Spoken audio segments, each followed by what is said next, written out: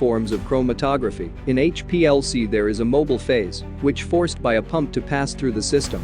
And there is a stationary phase called a column, which located in an oven where the temperature can be controlled. The sample can be automatically injected into an HPLC system by the use of HPLC autosampler, or can be manually introduced into the injector using a syringe. There is also a detector attached to the HPLC system, which measures the analytes after its separation in the column. The pump forces the mobile phase through the column, and then the detector, under high pressures. In the HPLC system, a vacuum pump and a degasser are connected to the pump and used to remove dissolved gases from the solvents. The pump drives each solvent to the mixing chamber, where mixing takes place under higher pressures. HPLC analysis commonly uses isocratic or gradient elution. In isocratic mode, the mobile phase composition remains constant throughout the procedure, whereas in gradient mode, the mobile phase composition is changed during the separation process.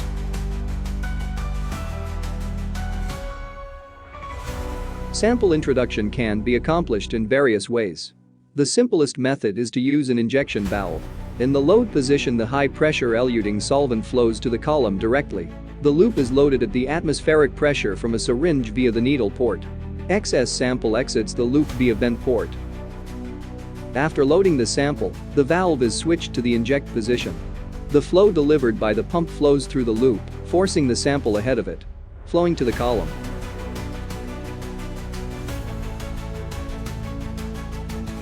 Then, the valve returns to the load position, and the mobile phase moves the sample through the column. The separation is based on differential partitioning of the sample components between the mobile and stationary phases. The component which has more affinity to the mobile phase, consequently less affinity to the stationary phase, travels faster and eluted out first. And the component which has more affinity to the stationary phase, consequently more interaction, travels slower and eluted later. This separation can be carried out according to which type of HPLC used. There are two main types of HPLC, reverse phase and normal phase. Reversed phase has a non-polar stationary phase and moderately polar mobile phase. One common stationary phase is a silica which has been modified by attaching a straight chain alkyl group to its surface, such as the octadecyl group, C18, or the octyl group, C8.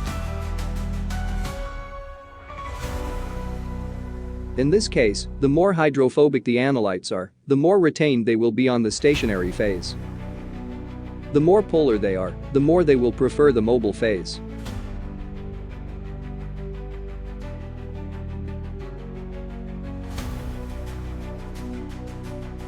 In normal phase chromatography, the stationary phase is polar, and the mobile phase is nonpolar. This method separates analytes based on their affinity for a polar stationary surface, such as silica. In this case, the more polar the analytes are, the more retained they will be on the stationary phase. The more hydrophobic they are, the more they will prefer the mobile phase.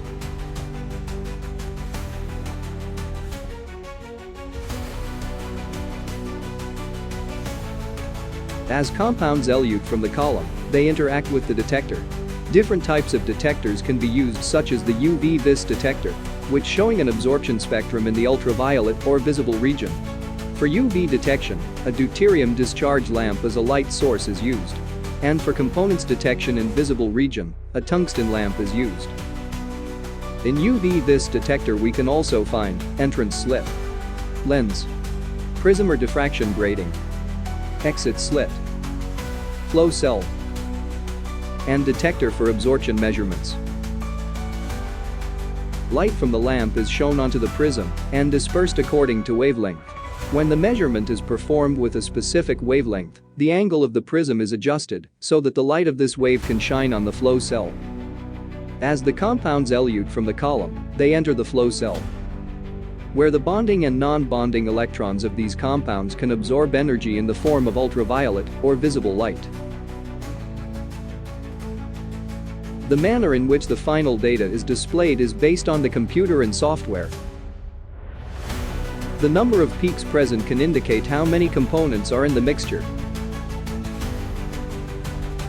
Usually, the x-axis of the HPLC chromatogram shows the amount of time taken for the analytes to pass through the column and reach the detector. Typically, the y-axis, or the area of the peak, is a reflection of the amount of a specific analyte that's present.